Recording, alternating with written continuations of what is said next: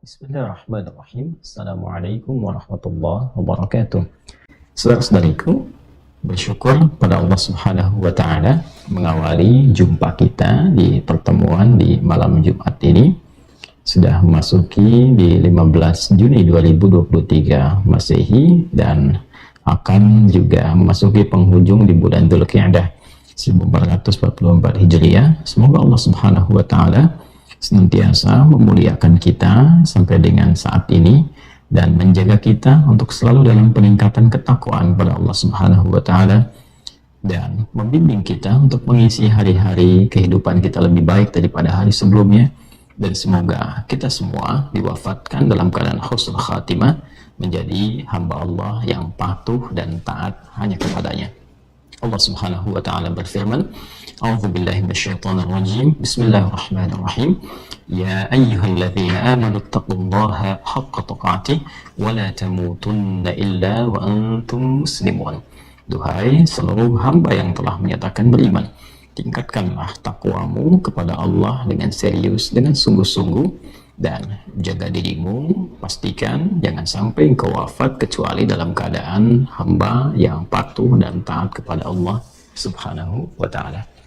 Dalam kerangka itu, kita akan mencoba berikhtiar untuk mendalami kembali pedoman berkehidupan dalam Al-Quran dan Sunnah Rasulullah SAW yang kita padukan dalam satu nama, Aqsa Al-Quran Sunnah Solution.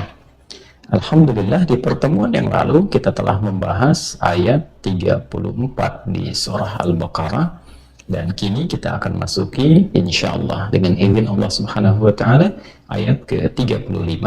Untuk itu mari kita mencoba mengikhlaskan hati kita, menautkan konektivitas diri kita untuk bertawakal pada Allah Subhanahu wa Ta'ala, sehingga dengan itu insyaallah kita diberikan kemudahan untuk mempelajari, mengkaji, memahami, dan tentunya mengamalkan seluruh petunjuk berkehidupan itu dalam kehidupan harian kita.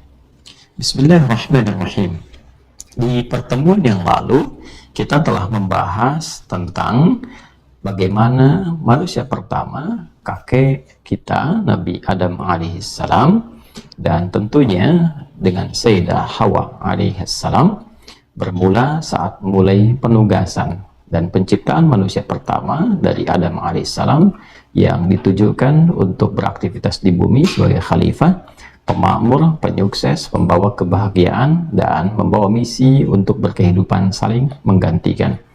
Untuk menyukseskan itu, Allah Subhanahu wa Ta'ala memberikan bekal spesifik, bekal yang istimewa, yang memang bekal ini hanya mengiringi tugas berkehidupan di bumi saja, yaitu bekal pengetahuan terkait dengan berbagai hal yang akan dijalani oleh Adam dan anak cucunya saat berkehidupan di bumi.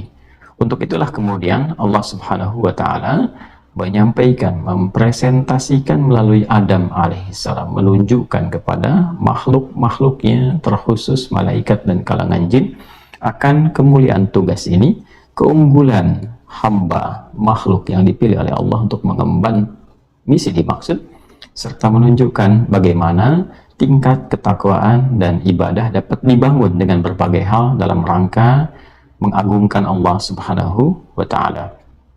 Kemudian setelah itu ditampilkan, ditunjukkan keagungan Allah Subhanahu wa Ta'ala, maka seluruh makhluk patuh dan menyadari sepenuhnya akan keagungan, kebesaran, dan keesaan Allah Subhanahu wa Ta'ala, sehingga saat diperintahkan untuk memenuhi perintah Allah berupa hormat kepada Adam, maka seluruh kalangan malaikat hormat kepada Adam alaihissalam guna menaati Allah Subhanahu wa Ta'ala.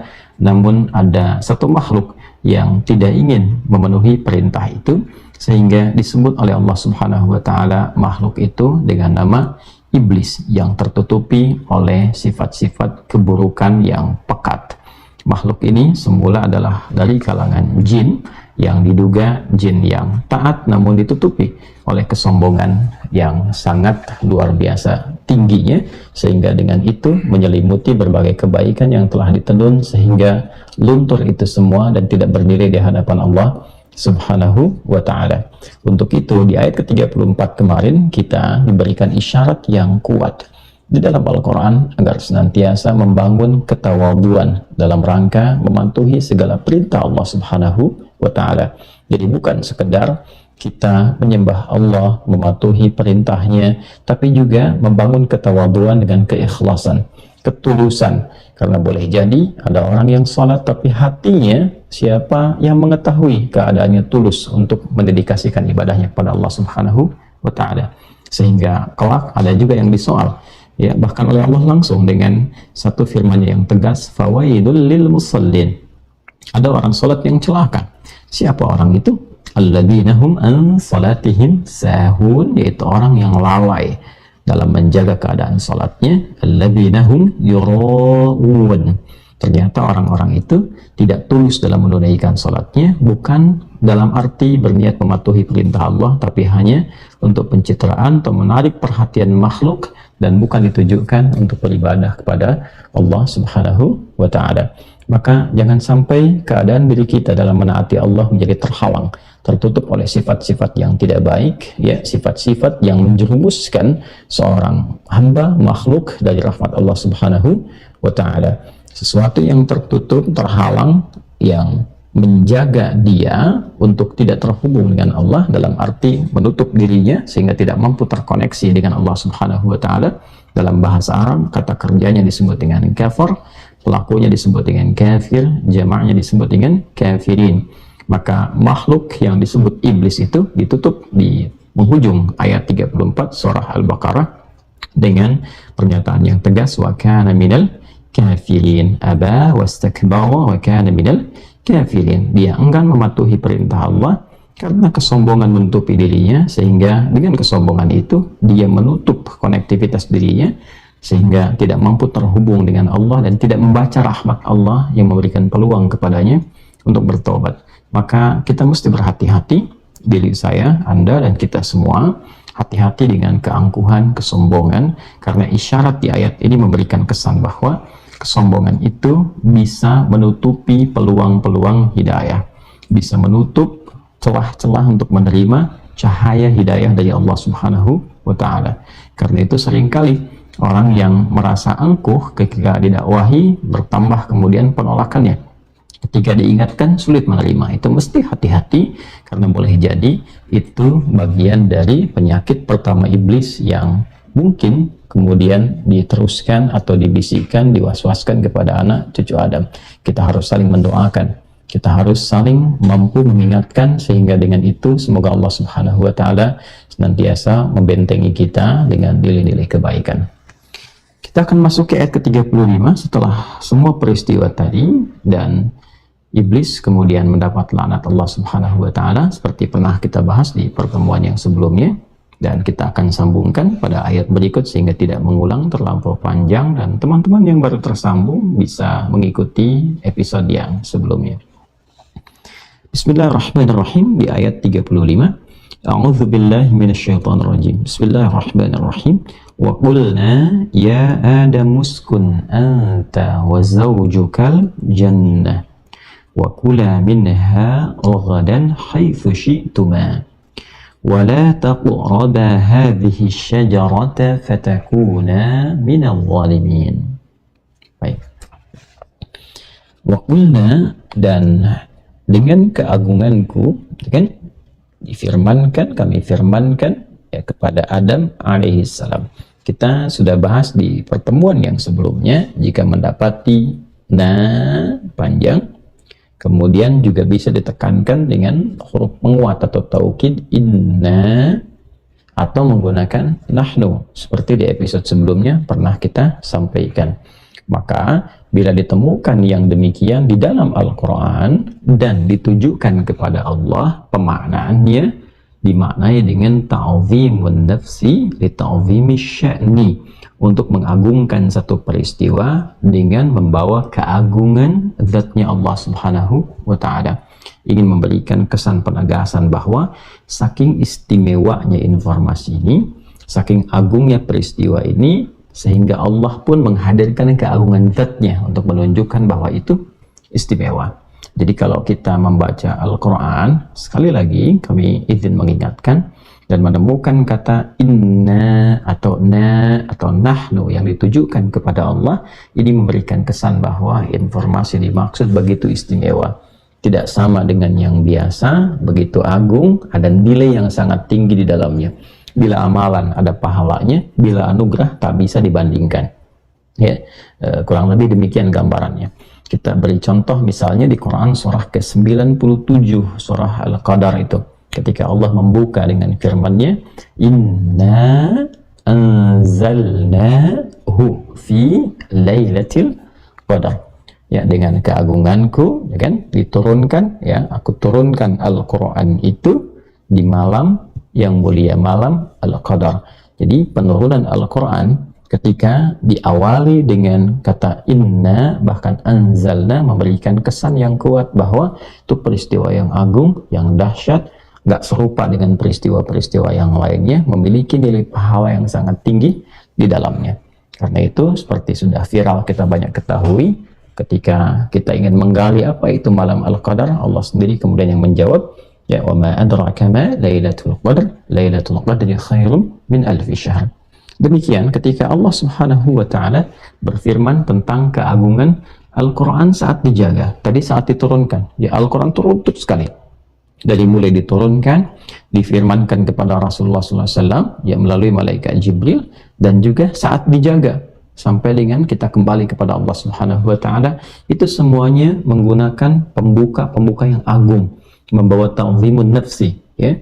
Saat menjaga di Quran surah ke-15, ya, di ayat ke-9, inna, tuh pakai inna lagi, nahnu nazzalna dzikra wa inna lahu lahafizun. Sungguh dengan keagunganku, ya, maka diturunkan Al-Quran ini untuk mengingatkan bahwa ini pedoman berkehidupan, ya, menjaga engkau dalam kebaikan, meninggalkan segala sifat buruk, mendekatkan engkau kepada Allah. Dan dengan keagunganku, Al-Quran ini aku jaga, kata Allah. Ya, jadi dari mulai diturunkan berkahnya, kemudian disampaikan pada Rasulullah, dijaganya, sampai kita mengamalkannya pun, itu senantiasa menggunakan bentuk keagungan. Nah, dengan formulasi demikian dan pemahaman yang telah kita ketahui, maka kita tarik ke ayat 35. Ketika Allah Subhanahu wa ta'ala ingin menempatkan Adam alaihissalam sebelum diturunkan ke muka bumi. Jadi, ingat baik-baik, ya, bahwa tugas Adam alaihissalam dan kita sebagai anak cucunya, itu tugasnya di tempat khusus yang diberi nama dengan Al-Ard. Ya. Jadi bukan fis sama, tapi fil ard. Ini tugasnya. Masih ingat, ya? Di Quran surah kedua Al-Baqarah di ayat ke-30. Masih ingat saat kita mengkaji ini? Ya, Allah Subhanahu wa ta'ala berfirman, wa idh qala rabbuka lil malaikati inni ja'ilun fil ard. Ini poinnya. Ya. Fil ard. Bukan fis sama, tapi fil ard. Ini yang kita artikan seringkali dengan bumi, atau sifatnya disebut dengan dunia. Ya. Walau pada dasarnya al-ard itu tempat yang dipijak. Jadi kalau kita menapak itu ard namanya. Ya kan? Tempat yang ditapak, tempat yang menaungi itu sama namanya, sama. Kenapa langit itu diterjemahkan dalam bahasa Arab dengan sama? Karena letaknya di atas, menaungi kita. Ya, sumuan, sesuatu yang tinggi. Sedangkan yang ditapak di bawah disebut dengan al-ard, sesuatu yang rendah yang ditapaki. Nah, tugas Nabi Adam alaihissalam dan kita anak cucunya itu fil ard. Jelas, ya? Baik. Sebelum kemudian ditugaskan, maka Allah Subhanahu wa ta'ala memberikan kepada kita keterangan-keterangan yang sangat luar biasa, dan ini pesan-pesan yang sangat dalam. Ya, satu, pemberian pengetahuan, ilmu. Ya, ini memberikan kesan yang mendalam kepada kita semua bahwa jika ingin sukses bertugas, berkehidupan di al-ard ini, di bumi ini, di dunia ini, maka bekal pokoknya adalah ini, pengetahuan. Ini yang dibaca dengan sangat jeli oleh Al-Imam Asy-Syafi'i rahimahullahu ta'ala, sehingga beliau menyampaikan, man arada dunya fa'alaihi bil ilmi. Siapa yang ingin sukses menjalani kehidupan di dunia ini, maka bekal pokoknya adalah pengetahuan. Dan ini sangat basic sekali. Apapun yang kita ingin kerjakan dalam konteks kehidupan di bumi ini, ingin sukses, ini bekalnya. Baik itu yang terkait dengan nilai-nilai spiritual, misal, ya, kita berkehidupan di bumi ini, tinjauan spiritualnya adalah untuk beribadah kepada Allah Subhanahu wa Ta'ala. Ini ada ibadah. Ya, dalilnya Quran surah ke-51 Ad-Dhariyat ayat 56. Wa ma khalaqtul jinna wal insa illa liya'budun, dan tidaklah aku ciptakan jin dan manusia itu kecuali untuk beribadah kepada Allah Subhanahu wa Ta'ala. Ini. Nah, dalam beribadah pun kalau ingin benar, kalau ingin sukses, ya ada ilmunya. Demikian kita ingin menunaikan sholat kan ada ilmunya. Bagaimana cara berniat, bagaimana bertakbir sampai dengan salam. Dari awal sampai akhir. Dan dahsyatnya dalam Islam, keilmuan itu terkodifikasikan dengan sistem sanad. Sehingga terjaga di setiap generasi. Tak ada orang yang bisa kreatif mengganti. Ya, terkodifikasikan, terkumpulkan. Ya, ada pakemnya dengan menggunakan metode sanad, transmisi yang bersambung. Jadi kita bisa melacak dari mulai sekarang pun dari siapa sampai ke Rasulullah Sallallahu Alaihi Wasallam. Karena itu kita dapati orang sholat dimanapun dia, bukan hanya di Arab, bisa jadi di Eropa, di Afrika, di Asia, sampai kita ada di sini di Indonesia dengan segala provinsi, kota, bahkan daerahnya. Jika dia Muslim, sholatnya pasti akan serupa awal sampai akhirnya. Ya, di mana ada keyakinan yang bisa mengajarkan demikian. Ini menunjukkan bahwa ilmu yang disandingkan dengan ibadah bukan kreativitas manusia. Karena manusia itu menerima perubahan. Manusia itu membuka ruang kreativitas. Jadi ketika tidak ada celah di dalamnya untuk kreatif, ya, dan terukur dari awal sampai akhir, ini menunjukkan bahwa tuntunan ibadah itu bukan karya manusia. Dan ini menunjukkan kebenaran, validitas, ya, sekali lagi kebenaran risalah Islam sebagai din. Nah, ini dasarnya. Nah, kemudian dalam konteks dunia juga demikian, seperti itu. Anda ingin sukses berbisnis, ada ilmunya. Ingin sukses di birokrasi, ada ilmunya. Ya kan? Ingin sukses di diplomasi, ada ilmunya. Di militer ada pendidikannya, ya kan? Yang di Polri, ya, ada diklatnya, ada lemdiklatnya. Kemudian juga yang di tentara, ya, ada sesko dan sebagainya. Ya, kalau Anda puncaknya ada lemhanas, itu kan, kalau ingin sukses di karir dan sebagainya, itu ada ilmu.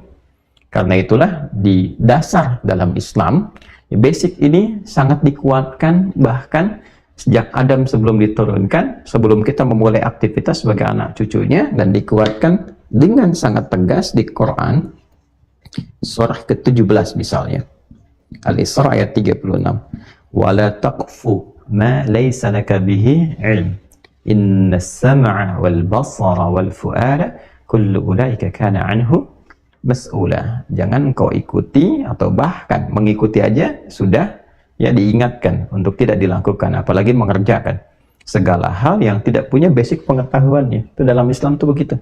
Jadi kalau kita ingin mengerjakan apapun, ya informasinya jelas dulu, datanya jelas, diolah jadi informasi, diolah jadi knowledge. Ya, jadi saya sering ingatkan dulu sekali, kalau ada orang berkata kepada Anda, ayo ikut. Lalu Anda tanya, kemana? Lalu dia jawab misalnya, ikut aja dulu. Nah, itu basicnya dalam Islam itu tidak bisa diikuti. Ya, basicnya. Jadi moralnya itu tunggu dulu. Nah, Anda kan nggak tahu mau dibawa kemana. Ya, sikap sebagai seorang Muslim itu mesti memiliki dasar pengetahuan sehingga jelas apa yang harus dia lakukan, rencana apa yang dia siapkan, ya, apa yang harus dia atasi, tantangannya bagaimana, hasilnya seperti apa. Nah, dalam Islam itu seperti itu. Ya, makanya jadi Muslim itu harusnya cerdas kalau memang benar mempelajari tuntunan dalam keislamannya. Karena itu mesti kembali kita, ya, ngaji lagi lah, ngaji yang betul, kembali lagi ke tuntunan Quran, baca lagi sunnahnya, sehingga bisa merubah perilaku kita lebih baik dan kecerdasan kita lebih meningkat. Ya, ini poin dasarnya. Nah, kemudian selanjutnya teman-teman sekalian, setelah dibekali pengetahuan ini dan akan dipraktekkan, Allah ingatkan, dalam konteks mempraktekkan pengetahuan ini dan menjalani kehidupan itu akan selalu ada dinamika. Ya, ini ada dinamika. Baik, ya? Dinamika ini baik muncul dari kalangan misalnya makhluk yang baik untuk menguatkan kembali tekad kita demi menyukseskan misi kehidupan di bumi ini, atau dalam konteks kehidupan kita untuk kembali memberikan kualitas peningkatan keilmuan, semangat kita dan sebagainya, ya. Atau juga bahkan dinamika itu muncul dari orang-orang yang anti, ya, dari makhluk atau orang-orang yang anti terhadap apa yang akan kita kerjakan, kita lakukan. Maka Quran memberikan pesan moral yang sangat bijak sekali, ya, dalam mengatasi dinamika ini. Seperti Allah Subhanahu wa Ta'ala setelah memberikan bekal pengetahuan, ya kan, malaikat kemudian mengonfirmasi bagaimana pengetahuan itu digunakan oleh Adam alaihissalam, ya, apakah digunakan pada jalan yang benar atau digunakan pada jalan yang merusak. Maka diingatkan oleh kisah malaikat ini, jangan sampai pengetahuan yang dikumpulkan itu digunakan sebagai konstruksi, ya, atau jalan untuk merumuskan sesuatu yang sifatnya merusak, yang destruktif, ya, yang merusak melalui tindakan-tindakan yang bertentangan dengan nilai-nilai kebaikan, ya, dalam bahasa singkatnya kriminalitas, demikian, ya. Maka ini nyata sekali, dan itu telah diingatkan dari sejak awal. Maka malaikat kan sudah menyampaikan, ya, dengan menyampaikan kepada Allah Subhanahu wa Ta'ala dengan permohonan untuk memberikan hidayah kepada Adam alaihissalam dengan cara yang sangat lembut sekali, ya, untuk mengonfirmasi pilihan Allah itu. Dan Allah sudah maha mengetahui dengan itu semua, sudah kita bahas di episode sebelumnya, ya. Tapi yang paling mendasar adalah diabadikan kalimat ini dalam Al-Quran, ataj'alu fiha may yufsidu fiha wa yasfikud dima, ya Allah, ya kan, apakah akan dipilih sosok yang berkehidupan di bumi itu yang berpotensi melakukan tindakan yang merusak, bahkan menumpahkan darah, ya. Lalu Allah Subhanahu wa Ta'ala menegaskan, qala inni a'lamu ma la ta'lamun, aku mengetahui apa yang tidak kalian ketahui. Maka diberikanlah kemudian pengetahuan-pengetahuan yang mencegah berbagai potensi-potensi buruk itu terjadi. Tapi saat bersamaan dinamikanya memberikan kesan kepada kita bahwa ada peluang di antara makhluk-makhluk itu, hamba-hamba Allah yang justru menggunakan ilmunya untuk merusak, yang berbahaya. Di pertemuan lalu saya pernah mengingatkan, pencuri atau koruptor yang pintar itu mencurinya pasti lebih banyak dibandingkan dengan yang tidak punya ilmu, ya kan? Penipu yang punya ilmu pasti cara mencurinya lebih canggih dan lebih banyak, ya, yang didapatkan pun itu bukan hal-hal yang biasa. Nah, ini yang dimaksudkan adalah pengetahuan yang bila digunakan pada yang tidak tepat, maka sisi penghancurannya itu semakin tinggi. Nah, karena itu, jika memang ada dalam konteks untuk menguji pengetahuan kita orang-orang baik yang menyoal, menguatkan, itu sesungguhnya untuk meningkatkan kualitas pengetahuan kita sehingga tertata dengan baik dan bisa digunakan dengan cara yang benar. Nah, inilah yang secara formal diturunkan dalam konteks kehidupan kita, fitrahnya menjadi institusi pengetahuan dalam bentuk sekolah dan turunan-turunannya, ya kan? Jadi diinstitusikan institusi pengetahuan. Jadi kalau kita ngajinya itu lengkap, teman-teman sekalian, Masya Allah, tidak ada satu kalimat pun keluar dari lisan kita kecuali fabi ayyi ala'i rabbikuma tukadziban. Dan Masya Allah, Masya Allah, Masya Allah, ya, di Quran itu runtut sekali. Dan ini sudah fitrah, ya, sudah fitrah. Ya, bukankah kita di institusi pengetahuan ini dari mulai sekolah, kan bahkan dari kecil kan, sekarang ada PAUD, ya, pendidikan anak usia dini, dari KB, TK, TKA, TKB, ke SD dan seterusnya. Bukankah untuk bisa melihat kematangan ilmu ini dia akan diuji, kan, ditanya, ya kan, ada munakasyah, ada ujian, ya kan, dari SD yang tertulis, yang lisan, sampai juga ujian skripsi, tesis, disertasi. Bukankah yang menguji orang-orang baik? Ya, ya, sama persis ketika malaikat kemudian, ya, menyoal Adam alaihissalam. Malaikat kan sifatnya baik, la ya'sunallaha ma amarahum wa yaf'aluna ma yu'marun. Maka apa tujuannya? Untuk memastikan bahwa konstruksi pengetahuan yang dibangun itu untuk mengarahkan kepada hal-hal yang mencerahkan, yang bersifat berkemajuan, membangun semua kehidupan di bumi ini dengan cara yang baik. Itu poinnya. Karena itu dapat ijazah. Ajaza yujizu ijazah. Ijazah itu dari bahasa Arab. Ya, ijazah itu dulu seorang murid itu sorogan ke gurunya, tes oleh gurunya sampai betul pemahamannya, betul cara bacanya, ya kan? Setelah dipastikan benar, pahamnya benar, diuji untuk mengamalkan, maka gurunya mengatakan ajaztuka, ya, saya mengijazahkan kepada engkau. Dulu menggunakan lisan, lalu berkembang dengan tulisan sampai sekarang menjadi ijazah. Itu asalnya, teman-teman sekalian. Jadi membawa ijazah itu bukan sekedar tanda bahwa dia pernah sekolah, bukan. Ya, lebih daripada itu, ijazah itu menunjukkan bahwa ilmu yang dia pelajari di sekolah itu sudah teruji sehingga diperkenankan untuk diamalkan. Itu gambaran dalam Islam dulu seperti itu konsepsinya. Hanya barangkali kualitas pendidikan sekarang ya mesti lebih ditingkatkan kembali sehingga tidak menjadikan ijazah itu sebagai aspek formal saja yang menunjukkan bahwa dia pernah sekolah atau pernah kuliah. Nah, ini yang penting untuk didalami kembali. Baik, teman-teman sekalian, kembali ke sini. Setelah kemudian ini disampaikan, diujikan langsung ya, oleh Allah Subhanahu wa Ta'ala, ini juga bisa memberikan kesan kepada kita menjadi fitrah bahwa keilmuan yang bagus itu yang teruji. Ya, sehingga kadang-kadang kita dapati ini ada sidang terbuka dan ya dari dunia pengetahuan ya. Kalau diumumkan suka ada diskusi ya, diskusi adu argumentasi ya dan sebagainya. Ini hal yang lumrah dan terbawa karena itu fitrah berkehidupan untuk melihat apakah keilmuan itu layak, pantas ya untuk dipahami, diamalkan atau tidak.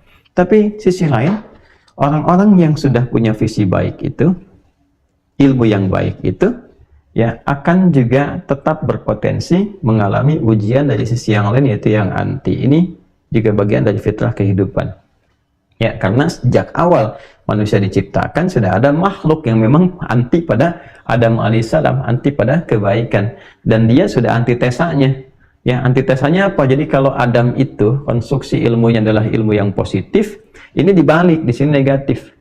Jadi kalau di sini ada jujur, di sini ada dusta. Di sini ada sabar, di sini ada amarah yang tak terkontrol. Di sini ada rendah hati, di sini ada sombong. Demikian seterusnya. Nah, ini yang diwakili oleh figurnya iblis, laknatullah alaih. Ya, iblis. Jadi kalau di sini ada rahmat, di sini ada rajmah. Di sini ada rahim, di sini ada rajim. Makanya kan kita mengatakan a'udzubillahi minasyaitonir rajim. Nanti kita akan bahas setan ketika masuk ke bagian ayatnya. Nah, ini gambarannya.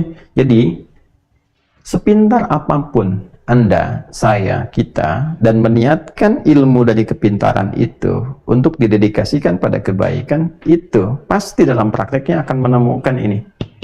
Ya, akan menemukan ini. Sifat-sifat yang mungkin anti. Kalau tidak percaya silakan, di bisnis Anda berusaha jujur, pasti akan Anda menemukan tantangan yang anti pada kejujuran yang Anda praktekkan. Di birokrasi, Anda menjadi birokrat yang jujur, yang disiplin. Dalam saat yang bersamaan, Anda akan menghadapi orang-orang yang anti pada kejujuran Anda. Anti pada kesederhanaan Anda. Ya, demikian seterusnya. Nah, ini ditujukan untuk apa? Untuk menjaga konsistensi kebaikan kita. Sebab kalau tidak ada ujian-ujian yang seperti ini, nggak akan diketahui tingkat kebaikan-kebaikannya. Sabar itu nggak akan diketahui kalau nggak ada amarah. Ya kan? Jujur itu nggak akan dikenal kalau tidak ada dusta. Nah, dusta diciptakan untuk bisa mengetahui dan meningkatkan kadar kejujuran. Sebab kalau nggak ada itu nggak akan diketahui. Ya, tapi tetap dustanya itu tidak dibenarkan. Ya kan? Iblisnya tetap terlaknat. Jadi jangan Anda menyimpulkan bahwa iblis punya jasa. Tidak. Tidak. Ya, iblis itu menjadi iblis karena kesombongannya. Catat itu. Ya? Iblis itu menjadi iblis karena apa? Karena kesombongannya. Nah, setelah sempurna ini, teman-teman sekalian, ditampakkan semuanya supaya tahu, supaya mengerti. Ya, hiduplah dengan pengetahuan, ini dinamikanya, ini untuk meningkatkan kualitas pengetahuan, ini tantangannya. Setelah paham itu semua, maka ditempatkanlah Adam alaihissalam oleh Allah di tempat sementara untuk mengumpulkan semua hal yang telah dipelajari ini. Mulai praktek sebelum turun ke bumi. Untuk mendapatkan berbagai macam kesempurnaan dan kelengkapan bekal sebelum memulai tugas utamanya di muka bumi. Tempatnya disebut apa? Keadaannya bagaimana? Sampai dibuka firman-Nya dengan keagungan. Saking agungnya tempat itu menjadi gambaran bagi Adam alaihissalam dan pasangannya Hawa alaihissalam untuk memulai tugas sebelum diturunkan secara formal di muka bumi. Kita akan bahas itu setelah menunaikan sholat Isya berjamaah. Kita jeda sejenak karena sudah tiba waktu Indonesia bagian barat dari Bekasi tepatnya untuk menunaikan sholat Isya berjamaah. Jeda sejenak, kita lanjutkan kembali. Subhanakallahumma wa bihamdika asyhadu an la ilaha illa anta astaghfiruka wa atubu ilaik. Assalamualaikum warahmatullahi wabarakatuh. Bismillahirrahmanirrahim. Assalamualaikum warahmatullahi wabarakatuh. Alhamdulillah wassalatu wassalamu ala Rasulillah wa ala alihi wa sahbihi wa walah wa ba'd. Saudara-saudariku, alhamdulillah kami di sini telah menunaikan sholat Isya berjamaah waktu Indonesia bagian barat beserta amalan sunnah yang menyertainya. Kita sama-sama bermohon pada Allah Subhanahu wa taala semoga sholat yang telah kita tunaikan berkenan diterima oleh Allah Subhanahu wa taala, dan doa-doa yang kita panjatkan berkenan dijawab oleh Allah Subhanahu wa taala dengan yang terbaik untuk dunia dan akhirat kita insyaallah. Bagi teman-teman dimanapun, bila telah memasuki waktu sholat sesuai dengan daerah di mana tempat teman-teman menetap, mohon tinggalkan dulu tayangan ini, tunaikan sholat, saling mendoakan, doakan kami, dan silahkan tersambung kembali setelah menunaikan sholat. Teman-teman sekalian, kita ingin melanjutkan apa yang telah kita bahas menjelang ke Isya tadi. Baik, bismillahirrahmanirrahim. Allah Subhanahu wa ta'ala dengan segala keagungannya kemudian menyampaikan kepada Adam alaihissalam setelah Adam lulus diuji dengan konstruksi pengetahuan yang benar, menyampaikan apa yang telah Allah ajarkan secara terbuka, dengan jujur, dengan tulus, dan dengan komprehensif. Ini adalah prinsip dasar yang selanjutnya dari apa yang telah kita bahas sebelum Isya tadi, bahwa orang-orang yang berilmu itu sejatinya ilmu yang ia miliki adalah titipan amanah dari Allah Subhanahu wa ta'ala. Maka gunakan ilmu itu secara benar. Kalau dipraktekkan, praktekkan dengan cara yang benar. Sampaikan dengan komprehensif. Ya, jangan menutupi satu dua bagian kepentingan tertentu. Sampaikan sekalipun kita punya pilihan di dalamnya. Karena Allah menegaskan kepada Adam, wa 'allama Adama al-asma'a kullaha qala ya Adamu anbi'hum bi asma'ihim falamma anba'ahum bi asma'ihim. Seluruhnya Allah mengajarkan secara komprehensif. Adam alaihissalam menyampaikan amanah dimaksud juga secara total, secara komprehensif. Maka demikian, apa yang Allah titipkan kepada kita itu pasti akan juga diuji untuk kematangan pengetahuan dimaksud, meningkatkan kualitasnya. Saat yang bersamaan, ketika ilmunya telah matang, kualitas sudah bagus, maka amalkan dengan niat yang tulus, dengan penuh ketawaduan, dan sampaikan secara komprehensif sehingga masyarakat bisa mendapatkan pencerahan atau kenikmatan dari apa yang kita dedikasikan dari pengetahuan yang telah Allah titipkan secara benar. Kemudian teman-teman, wa qulna ya Adamu uskun anta wa zawjukal jannah. Ini yang sangat menarik. Setelah tuntas semua bekal ini diberikan, uji ditampilkan, dan diketahui bahwa Adam telah matang secara teoritis, artinya install pengetahuan, kemudian uji pengetahuan telah matang, maka tinggal uji praktik ya? Nah, sebelum masuk pada praktek yang sesungguhnya, diturunkan ke bumi untuk beraktivitas, maka ditempatkan sementara waktu di satu tempat yang disebut dengan Al-Jannah. Nah, ya, Al-Jannah. Ya Adam uskun anta wa zawjukal jannah. Ini poinnya. Saya ingin berikan penekanan dulu ke kata Al-Jannah ini sebelum kita membahas turunan-turunan dari pemaknaan penempatan Adam ini, baik sebelum kata jannah ini dimunculkan ataupun juga setelahnya. Maksudnya sebelum kata jannah ada kalimat wa qulna ya Adam uskun anta wa zawjuka, baru al-jannah. Setelah kata al-jannah ada lagi kemudian wa kula minha ragadan haitsu syi'tuma, dan seterusnya ayat. Al-jannah sering diartikan dengan surga. Ya. Ini gambarannya. Dan surga itu kata yang mewakili puncak segala keindahan dan kenikmatan. Ya, puncak segala keindahan dan kenikmatan. Ya, baik.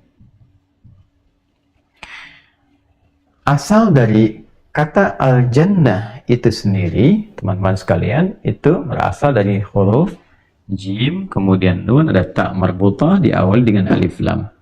Nah, yang ingin saya tegaskan, setiap kata dalam bahasa Arab yang diawali dengan jim, kemudian nun.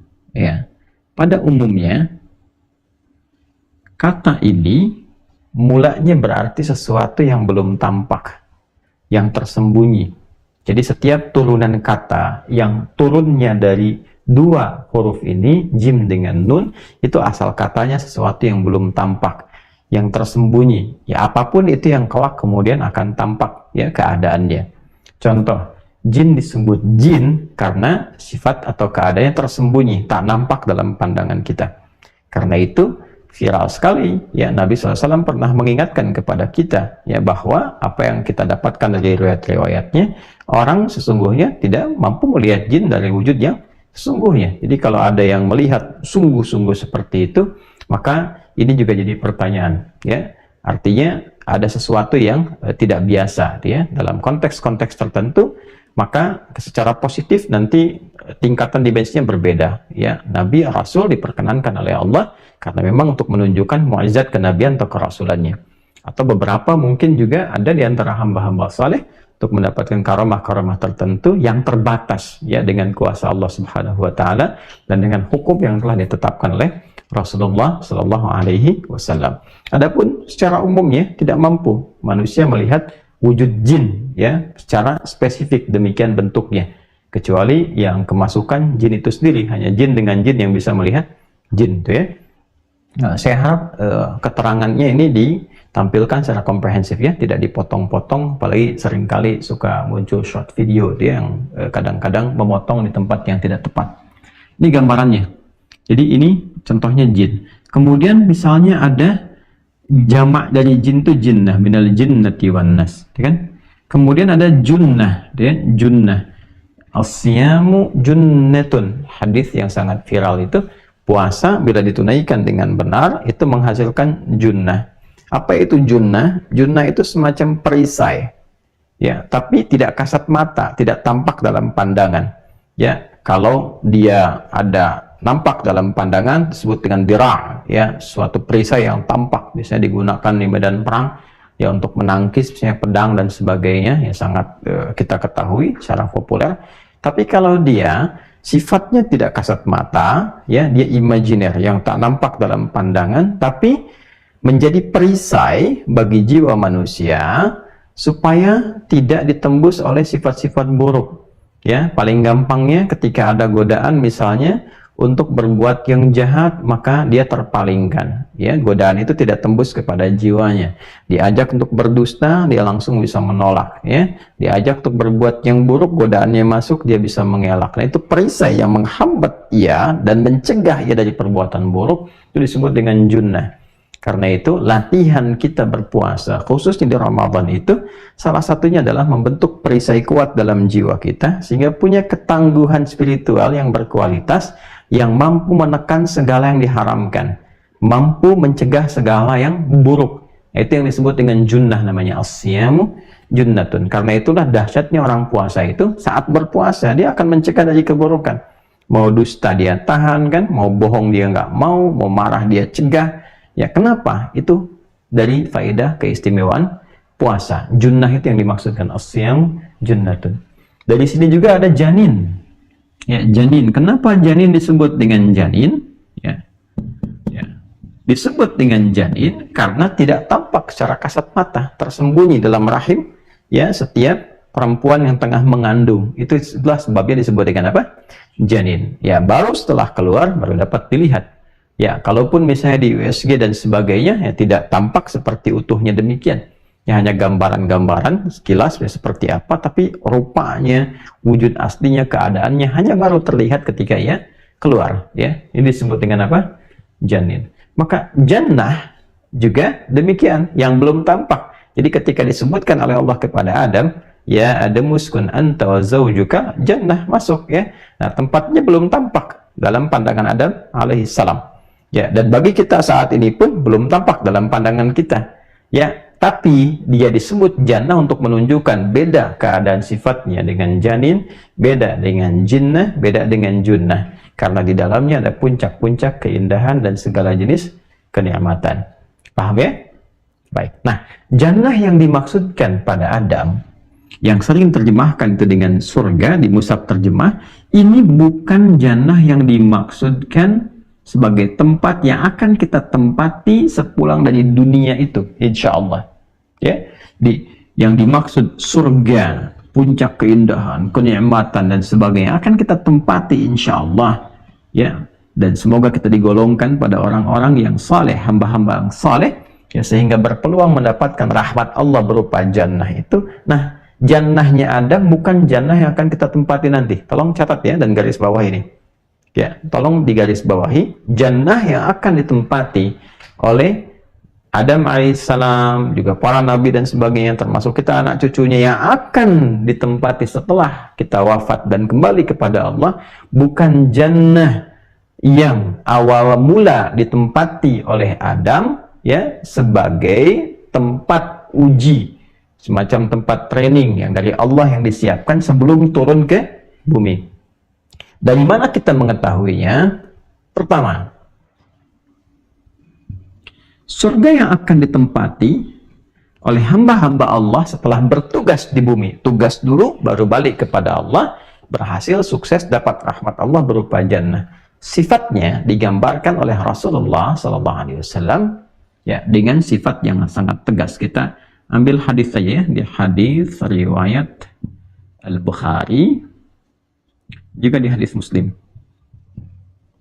Al-Bukhari nomor hadis 4779. Teman-teman bisa cek ya, kalau mungkin beda nomor nanti tinggal dicek riwayatnya saja. Biasanya nanti kalau ada ringkasan, ikhtisar itu beda dengan runtutan yang komplit ya, yang terurut. Atau juga ditemukan di hadis riwayat Muslim. Ya.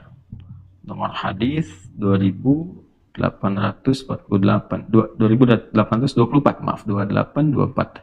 Nah, rawinya sahabat Abu Hurairah radhiyallahu taala anhu. Abu Hurairah radhiyallahu taala anhu. Hadisnya statusnya hadis qudsi. Ya, hadis qudsi.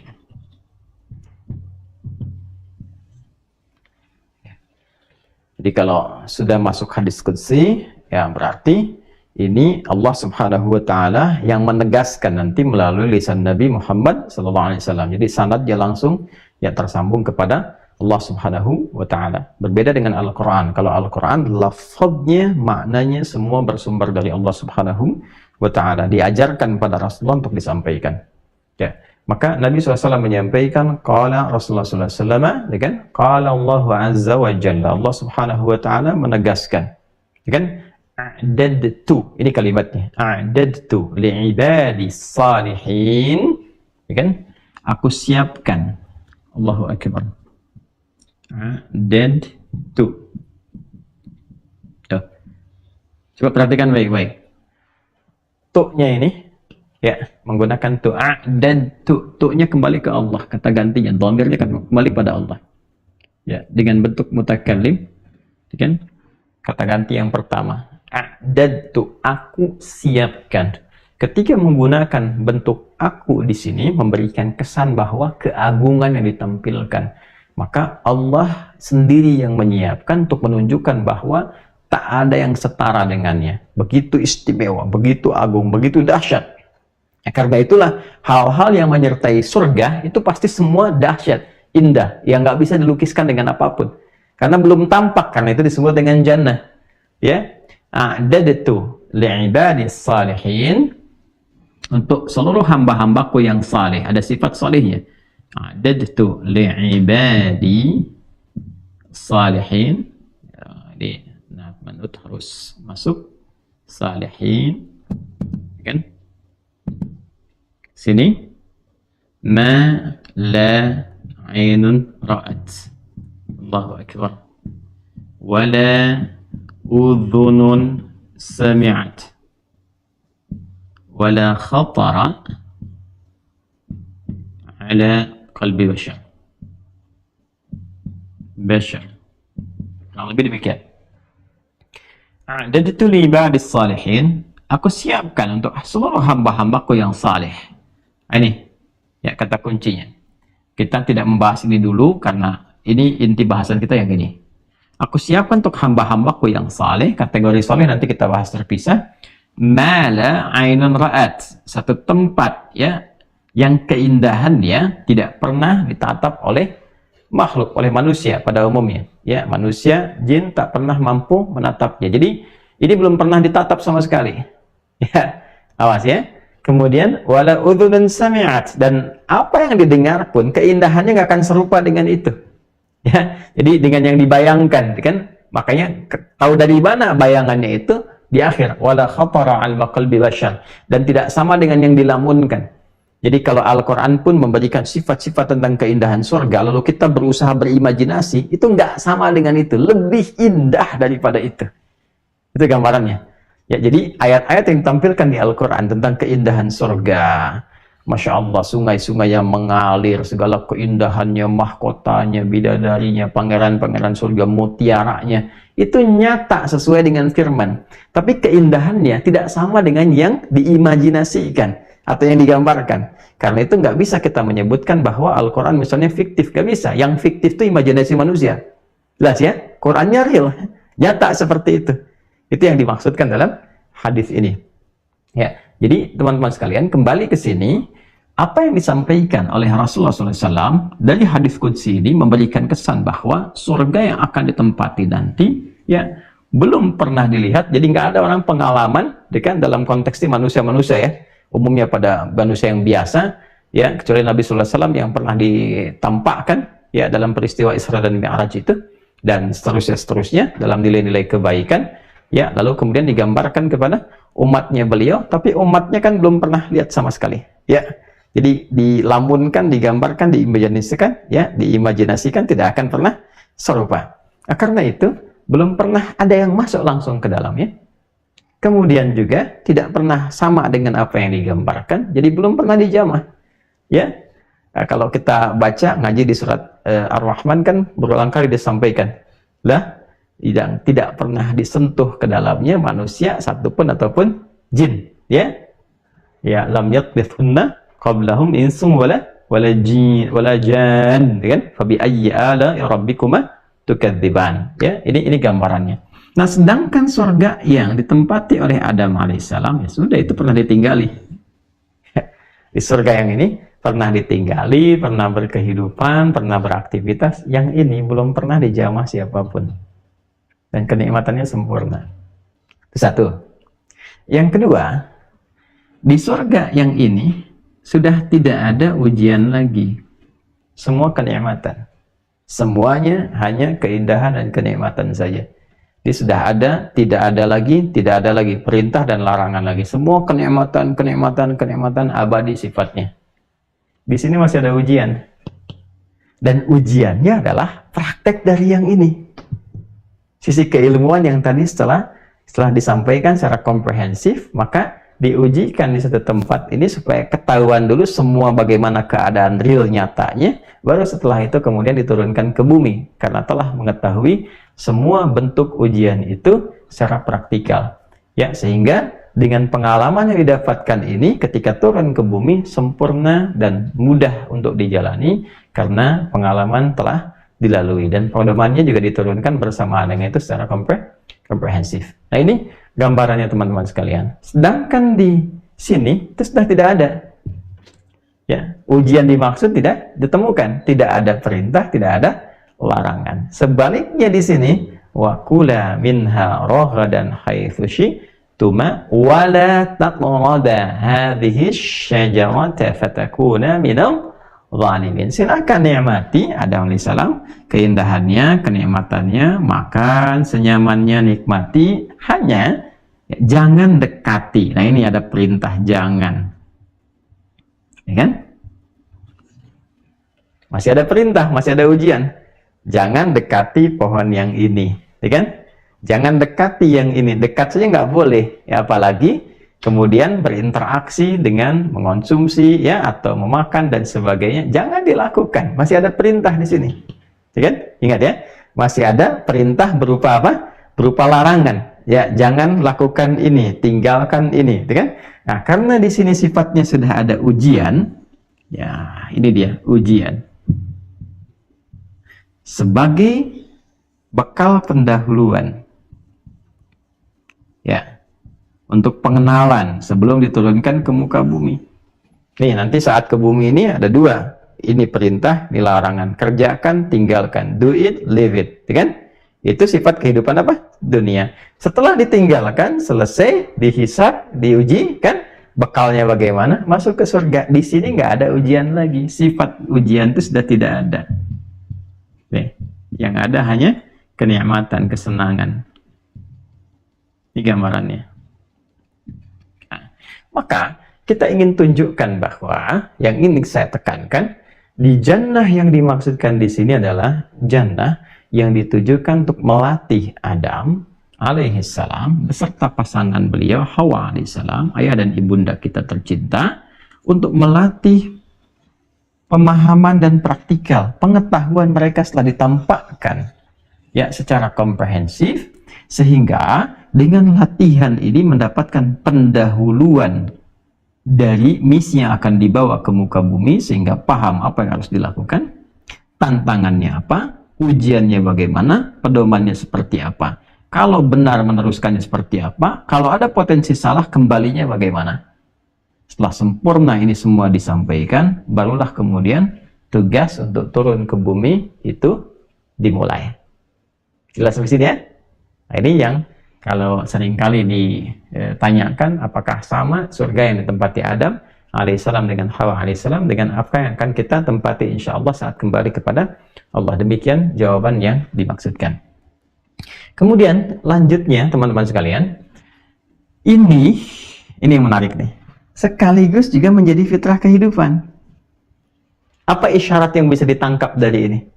Ya, kalau tadi kita temukan untuk mencapai kesuksesan dalam beraktivitas di dunia ini, di bumi ini, mau yang terkait dengan tinjauan spiritual ataupun pekerjaan-pekerjaan umumnya, ya, secara sosial dan sebagainya, maka ada basic pengetahuan, ada dinamikanya, ada ujinya, ada antinya. Plus, kalau kita ingin sukses, jangan langsung terjun. Maka, lakukan dulu training terbatas untuk pendahuluan. Nah, dan ini pun sudah menjadi fitrah yang dikodifikasikan. Di lembaga profesional manapun, kalau ingin terjun ke lapangan, itu selalu ada trainingnya tuh. Bahkan di perkuliahan demikian kan? Dulu ada KKN ya, kuliah kerja nyata kan? Ya, sebelum berangkat kan, mengabdi ke masyarakat, sebelum dapat ijazah yang diperkenankan kan diuji dulu. Di antara paketnya adalah mengabdi tuh. Ya, ada kerja lapangan, ada pengabdian. Supaya apa? Ada pendahuluan. Calon-calon dokter kan nggak langsung ke rumah sakit, magang dulu, kan? Lihat dulu, pelajari dulu, sehingga apa? Akumulasi pengetahuan yang telah dipelajari di kelas, di kampusnya, di ruangan itu, dan kemudian diujikan dalam ujian-ujian lisankah, tertuliskah, bisa mendapatkan ujian pendahuluan sebelum dipraktekkan secara langsung di masyarakat. Demikian juga aspek-aspek yang lain, baik di perusahaan, di pabrik, dimanapun, itu umumnya ada ini. Nah, dan ini adalah bagian fitrah dari kehidupan. Ini sudah ada contohnya. Sebelum Adam diturunkan ke muka bumi, ditunjukkan dulu. Nah, iblis yang tadinya hanya diliputi oleh kesombongan dirinya, keangkuhannya, ternyata nanti menjadi antitesa dari tugas dan misinya Adam. Menjelma, dia menjadi satu makhluk, sosok yang sangat bukan hanya sekedar menyeramkan dari was-wasnya, tapi juga bisa membahayakan, musuh yang sangat nyata. Gitu kan? Nah, bagaimana kemudian itu turun ke muka bumi? Jelmaannya menjadi apa? Seperti apa mesti diantisipasi? Nah, itu ditunjukkan pelajarannya di sini, di jannah ini. Ya, ini ada perintah, ini ada larangan. Kalau sukses menjalani perintah dan sukses menjauhi larangan, maka apa yang didapatkan? Ini, kenikmatan, keindahan, kedamaian. Dan ini konsep dasar kehidupan di dunia. Jadi kalau kita ingin membangun kehidupan yang surgawi sesuai dengan tema kita, ya, kalau ingin mendapatkan kehidupan di dunia yang sifatnya surgawi, jadi konteks kenikmatan dunia itu, konteks kehidupan, walaupun kita membawa misi, ya, konsep dasarnya itu keindahan, kesenangan, ketenangan, itu konsep dasarnya. Karena itu kalau kita masuk ke ayat 38, ini kan masih ayat 35 ya, kalau sudah masuk ke ayat 38, itu jelas Allah sampaikan, قُلْ اهْبِطُوا مِنْهَا جَمِيعًا فَإِمَّا يَأْتِيَنَّكُمْ مِنِّي هُدًى فَمَنْ تَبِعَ هُدَايَ فَلَا خَوْفٌ عَلَيْهِمْ وَلَا هُمْ yahzanun. Sekarang Adam, Hawa, kan misi dimulai, turun kalian semua ke bumi. Bersamaan dengan turun itu, aku turunkan juga pedoman berkehidupan. Kalau pedoman ini diikuti, maka aku jamin, kata Allah, fala khaufun alaihim walahum yahzanun. Semua misi kehidupan di bumi, apapun itu yang dijalani, dalam konteks beribadah, dalam konteks bersosial, konteks berinteraksi dalam kehidupan secara universal, fala khaufun alaihim walahum yahzanun. Maka semua yang dijalani itu lekat dengan ketenangan. La khauf, nggak ada kegelisahan. Walaupun ada ujian gelisah, tapi karena tingginya ya akses yang dia dapatkan dari pedoman yang Allah turunkan, ilmunya dia punya. Di rumah tangga bukan nggak ada masalah, tapi dia sudah dapat ilmunya, cara menyelesaikan ini seperti ini. Sehingga ketika masalahnya datang, dia sudah paham cara menyelesaikannya. Ya, dia punya solusi sebelum problemnya muncul. Nah, itu gambarannya. Tadi ilmu ke sini. Makanya nggak ada apapun kegiatan di bumi itu yang terpisah dari pengetahuan, nggak ada. Ya, mau di rumah tangga, mau ke pribadi. Kenapa orang tidak stres? Karena tahu ilmu untuk menenangkan jiwa. Karena tahu ilmu mengatasi stres, dia tidak stres. Bukan berarti tidak ada ujian stres, tapi ujian itu menjadi kecil tatkala orang tahu solusinya. Itu gambarannya. Jadi ini konstruksi berpikir yang cukup lengkap, bagaimana diberikan, diinstalkan, disiapkan, diujikan, sampai dipraktekkan. Gitu ya. Nah, kembali ke sini, karena konsep dasarnya adalah ketenangan, walahum yahzanun, ya kan? Dan kesenangan, tidak sedikit senang.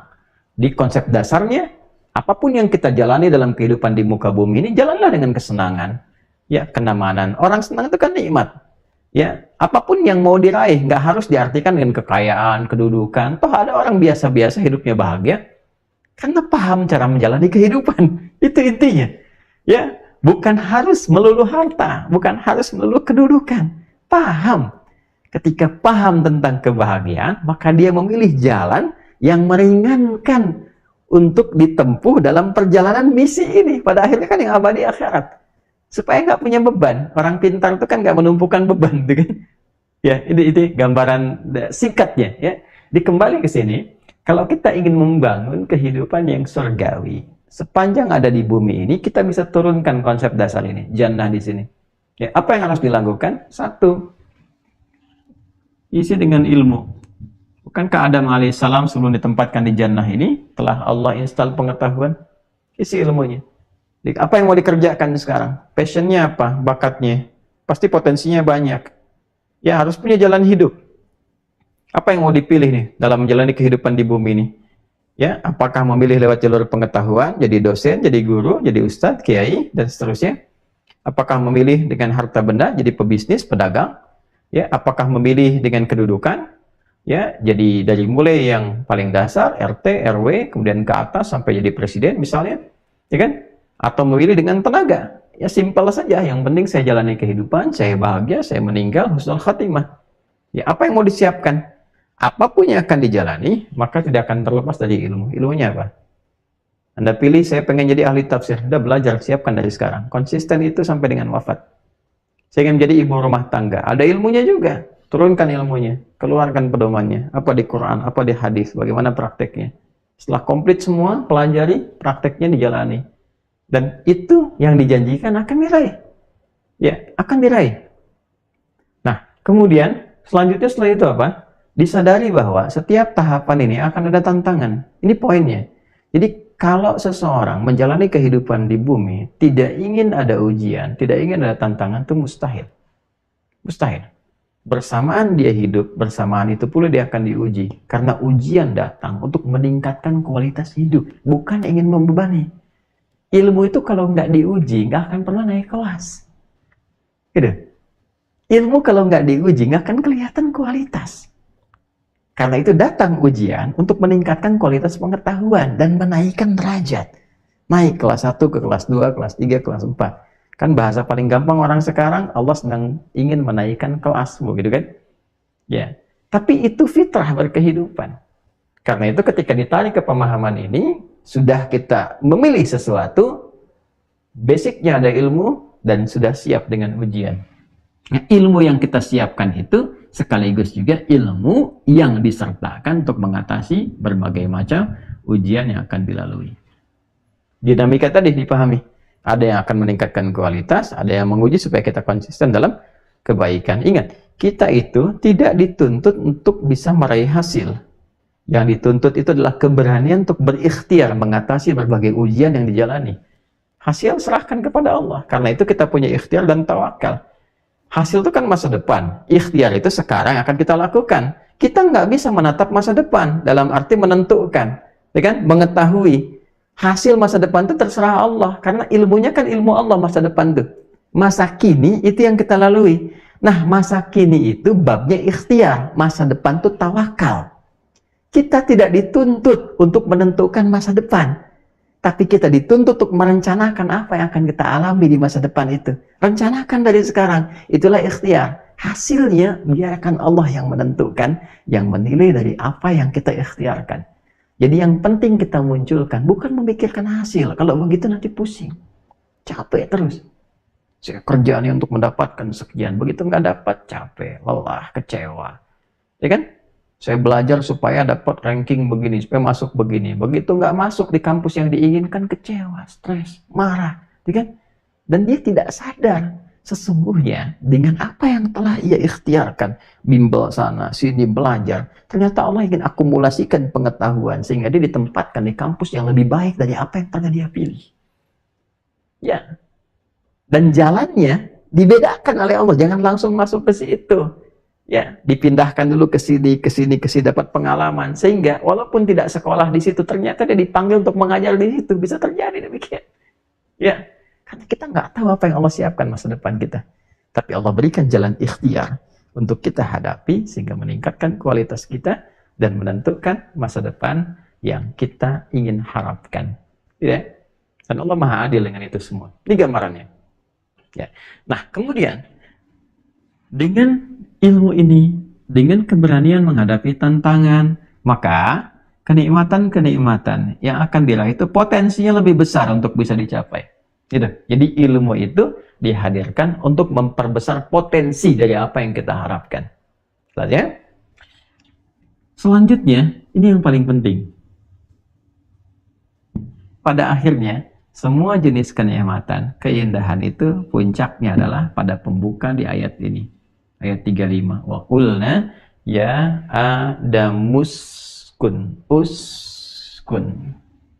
Ini, uskun. Uskun itu fi'il amr, kata perintah. Sifatnya disebut sakinah. Sakinah. Dari kata sakana yaskunu. Ya. Sakana yaskunu. Fahuwa sakinun. Kemudian sifatnya disebut dengan sukun, karakternya disebut dengan sakinah. Di rumah tangga kita mengenal sakinah ya. Quran surah ke-30 Ar-Rum ayat ke berapa? 21 ya. Baik. Wa min ayatihi an khalaqa lakum min anfusikum azwaja litaskunu ilaiha. Ya kan? Sakinah. Nah, perhatikan baik-baik. Ini yang paling luar biasa. Nabi Adam alaihissalam ketika Allah tempatkan kemudian di jannah ini, pertama Allah terangkan dulu kepada Adam alaihissalam tentang hakikat dari jannah itu sendiri, yaitu puncak keindahan dan kenikmatan. Pada akhirnya segala kenikmatan dan keindahan itu muaranya adalah pada sifat sakinah, ketenangan, kedamaian. Jadi esensi dari keindahan dan kenikmatan itu ketika mendapatkan kedamaian, ketenangan. Anda kaya, tapi tidak tenang, maka kekayaan itu rasanya agak sulit untuk dinikmati. Silakan, saya sering ujikan kadang-kadang untuk dipilih, kaya tapi gelisah, atau miskin tapi tenang. Ya. Biasanya jawaban awal bingung karena saya katakan nggak ada pilihan ketiga. Tapi rata-rata orang memaksa kaya dan tenang. Ya. Karena kekayaan tanpa ketenangan, ya itu ibarat pohon tanpa buah. Ya, terlihat seperti bagus, indah, tapi tidak ada yang dinikmati. Baik ya? Demikian pula kedudukan. Kedudukan yang tidak mendamaikan. Punya kedudukan, tapi nggak pernah melahirkan kedamaian. Ya, ribut, perselisihan, ya, pertentangan, macam-macam. Nggak ada kenikmatan di dalamnya. Demikian pengetahuan. Pengetahuan yang tidak mencerahkan dan mendamaikan. Maka pengetahuan dipakai hanya untuk apa? Hanya untuk saling bertentangan. Ya, kadang-kadang dipakai untuk menipu, kadang-kadang digunakan untuk menghujat, digunakan untuk membenturkan. Nggak ada ketenangan. Karena itu yang didambakan oleh orang semuka bumi itu kedamaian, peace, kan? Kedamaian. Betapa banyak orang menginisiasi hadir ini untuk damai, bikin lembaga untuk damai, bikin asosiasi untuk menciptakan kedamaian. Bahkan PBB dibuat untuk apa? Visinya perdamaian dunia. Quran cuma turunkan satu kata, uskun anta. Udah damai deh, kan? Damai, yang tenang, yang baik. Jadi pada hakikatnya, ketika Allah kemudian menempatkan Adam alaihissalam dan pasangannya untuk bermitra, menyiapkan misi kehidupan sebelum turun ke bumi, pada hakikatnya adalah bagaimana membangun ketentraman, kedamaian, kebahagiaan, kenikmatan. Dan semua ini muaranya adalah pada sifat sakinah. Karena itulah, ya, kehidupan surgawi terkecil itu miniaturnya ditarik ke dalam kehidupan rumah tangga. Ini yang sering kita katakan baiti jannati, rumahku, surgaku, karena berharap mendapat percikan kedamaian seperti Adam mendapatkan sakinah di dalamnya, seperti Hawa mendapatkan sakinah di dalamnya. Karena itulah ketika ditarik ke dalam nuansa rumah tangga, muncul ayatnya litaskunu ilaiha. Tapi sekali lagi, sakinah ini muncul setelah apa? Ilmu dan ujian. Karena itulah dalam bahasa Arab, pisau disebut dengan sikin namanya. Kenapa sikin? Karena setelah dibelah-belah, potong-potong-potong, baru jadi kue yang enak. Baru jadi sayur yang lezat. Baru jadi hidangan yang bisa dinikmati. Jadi, terkadang banyak kenikmatan itu bisa dihasilkan setelah melalui masa tempaan yang tidak ringan. Kadang terpotong, kadang diiris, kadang lelah, kadang capek, kadang hujatan, kadang-kadang celaan. Tapi kalau kita paham ilmunya, ternyata semua itu ditujukan kepada kita untuk membentuk ketangguhan dalam diri, sehingga ke depan air mata itu tidak ada yang keluar lagi. Kepekaan itu sudah begitu kuat, sehingga berbagai ujian-ujian pun sudah menjadi kecil ketika ditempatkan pada diri kita. Itu poinnya. Jadi berbahagialah kalau sedang ada yang diuji dengan sesuatu yang barangkali berat rasanya, teriris rasanya. Pada hakikatnya Allah sedang mengantarkan Anda pada sakinah. Ketika kita punya keberanian untuk mengatasi itu semua. Ingat, kalau kita memohon kesabaran, Allah tidak akan menginstal sifat sabar pada diri kita, tapi memberikan ujian sehingga hati kita semakin kuat, jiwa kita semakin berkualitas, dan tercipta ketangguhan untuk mengatasi berbagai persoalan yang sedang kita hadapi. Karena itu penting belajar pedomannya. Penting untuk belajar. Orang Arab mengatakan sakantis syajaratu idza dhahabat riyah. Itu pohon tenang kembali, rantingnya teduh setelah angin yang menerpanya itu pergi. Jadi orang Arab selalu mengatakan kalau ada pohon yang diterpa oleh angin kencang lalu tenang kembali, itu mereka mengatakan pohonnya sudah sakinah, sudah tenang. Untuk memberikan gambaran bahwa sakinah tidak disebutkan kecuali menunjuk pada ketenangan setelah melewati berbagai macam tantangan. Nah, untuk melewati itu butuh ilmu. Dan ilmu itu meringankan setiap tantangan yang kita hadapi.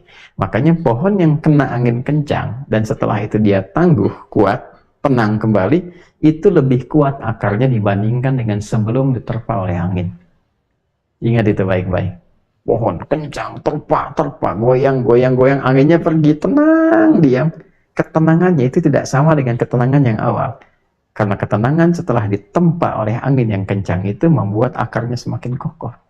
Berbahagialah orang yang semakin banyak diuji.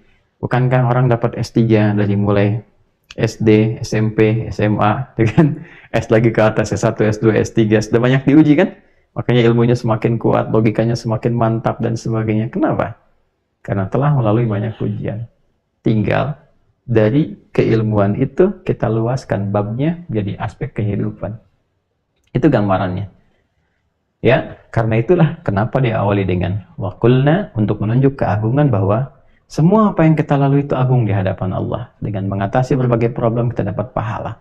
Dengan kesabaran ada pahala. Dengan doa ada pahala.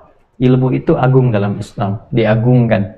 Dan Allah menampilkan keagungan zatnya untuk menunjukkan bahwa itu berharga, bernilai di hadapan Allah subhanahu wa ta'ala. Karena itulah ketika kita mampu melewati semua ini, derajat kita dinaikkan melebihi malaikat. Karena malaikat itu berkhidmat tanpa ujian. Malaikat diciptakan hanya dengan ketaatan. Kita taat itu melampaui malaikat karena melewati ujian. Itu poinnya. Kan? Wala taqraba hadhihi syajarata fatakuna minadh dhalimin. Adam, atasi semua ini. Jangan dekati pohon ini. Kalau engkau dekati, coba-coba mendekat, engkau akan termasuk golongan orang-orang yang zalim. Apa pohon yang dimaksudkan? Siapa itu orang zalim? Apa itu zalim? Dan bagaimana kezaliman itu bisa tampak dalam kehidupan di muka bumi sebagai percikan dari tanda-tanda apa yang Allah tampakkan kepada Adam sebelum diturunkan ke bumi. Bagaimana mengatasinya? Bagaimana menghindari tantangan? Seperti apa hukumnya? Itu yang akan kita bahas di pertemuan berikutnya. Insya Allah. Masya Allah, nggak terasa ya. Baik, sudah cukup panjang kita belajar. Kalau terlalu banyak dipelajari, nanti untuk mengamalkannya menjadi tertatih-tatih. Lebih baik sedikit-sedikit kita simpulkan, dari kesimpulan kemudian jadikan pedoman, lalu kita atasi satu persatu persoalan kehidupan kita. Teman-teman, tidak ada orang hidup yang tidak punya persoalan. Semua orang yang hidup pasti mendapati persoalan sebagai ujian yang Allah turunkan sesuai dengan kemampuan yang telah Allah tetapkan. Jadi bila kita mendapati ujian, sesungguhnya kita telah dinilai oleh Allah mampu menjalaninya. Karena mustahil bagi Allah menguji hamba di luar batas kemampuannya. La yukallifullahu nafsan illa usaha. Ujian akan sangat mudah diatasi ketika ilmu yang telah Allah turunkan dan sandingkan sebagai solusi kita pelajari. Karena itulah dalam Islam ditekankan bagi setiap muslim agar rajin untuk belajar, pandai memetakan kehidupan, memilih apa yang akan dijalani, kemudian melengkapi dengan pengetahuan yang mengiringi, sehingga apapun yang akan dijalani menjadi ringan karena telah dipahami pengetahuannya. Anda yang ingin menikah, belajar tentang ilmu pernikahan, bagaimana menjadi suami, menjadi istri, menjadi anak, sehingga saat menjalani kehidupan rumah tangga sudah memahami ini tugasnya, ini tantangannya. Jika ada problem demikian, maka ilmu ini yang harus digunakan. Bukan tidak punya masalah, tapi Allah berkenan menjadikan masalah itu ringan karena telah menitipkan pengetahuan kepada hambanya untuk menyelesaikan problem dimaksud.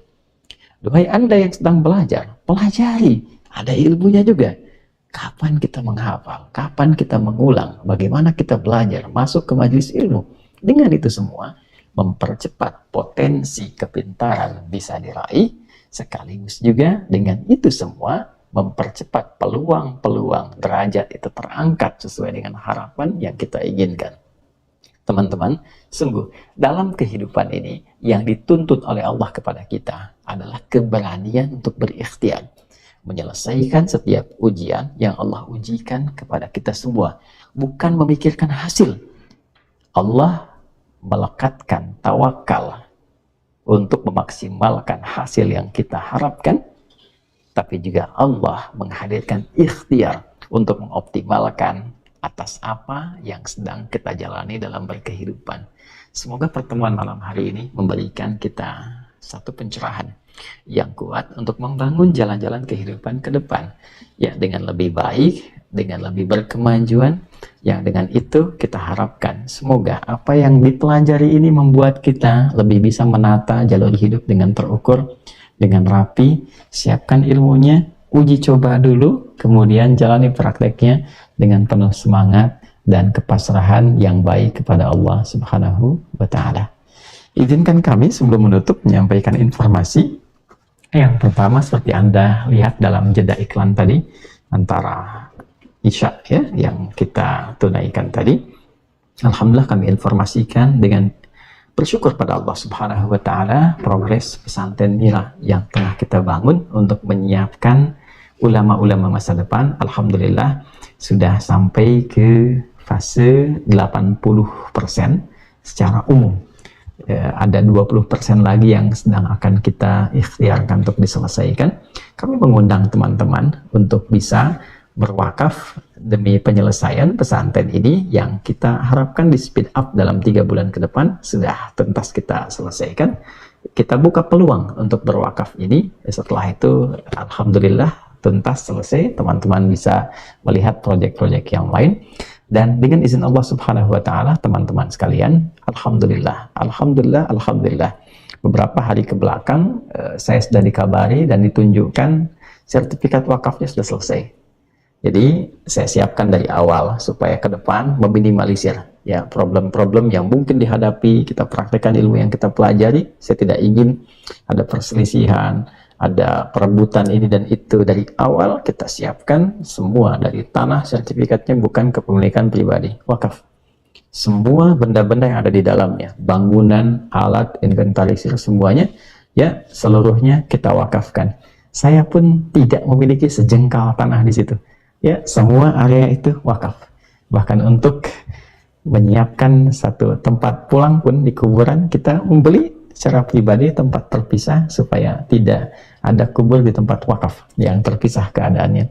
Semoga dengan itu ikhtiar kita insya Allah diterima ya seluruhnya pada Allah Subhanahu wa Ta'ala. Tinggal kita menjaga keikhlasan, menjaga niat dan mengoptimalkan. Teman-teman yang ingin berwakaf masih di rekening yang sama di Bank Syariah Indonesia. Nomor rekening 111 3 kali satunya 111 4 4 4 4 4 kali 4-nya dan 142 atas nama Yayasan Ma'had Islam Rafi'ah Akhir. Ada juga rekening di Bank Tabungan Negara Syariah ya BTN Syariah. Teman-teman bisa akses saja karena sudah ada di informasi yang kita sampaikan ya, baik di running text ataupun juga di deskripsi. Teman-teman bisa akses di dalamnya. Yang kedua, teman-teman sekalian, alhamdulillah tahun ini kita kembali fasilitasi untuk program tebar kurban di tempat-tempat dan tentunya keadaan masyarakat yang sangat sesuai dengan penyaluran kurban dimaksud. Bahkan ada sebagian yang boleh jadi menemukan daging itu hanya setahun sekali. Ya, insya Allah tahun ini kita akan agak perluas teman-teman sekalian, termasuk di area juga saudara atau sahabat-sahabat kita dari pengungsi yang mengalami kesulitan. Ya, dan juga di beberapa daerah korban bencana yang kita sebagian sedang bina juga. Ya, insya Allah sedang kita siapkan teman-teman, hanya waktunya terbatas. Kami mengingatkan mungkin dalam sepekan ke depan itu sudah akan selesai karena kita ada penyiapan untuk distribusi dan taklim. Kita siapkan taklim karena yang korban ini kita siapkan satu buku untuk pendampingan. Juga ada Zoom nanti dengan saya pribadi untuk memberikan arahan sebelum kurban dilakukan. Jadi apa saja fikihnya, persiapannya bagaimana gitu kan, dan diinfokan kapan hewan disembelih untuk bisa mengoptimalkan amalan-amalan sampai ke penghujung kurban serta keutamaan-keutamaannya. Anda bisa akses di informasi yang kami sampaikan, bisa dilihat di IG ataupun juga di kanal YouTube di informasi yang telah kita sampaikan. Dan barangkali itu sepekan ke depan kita masih fasilitasi untuk kemudian dioptimalkan dalam penyalurannya.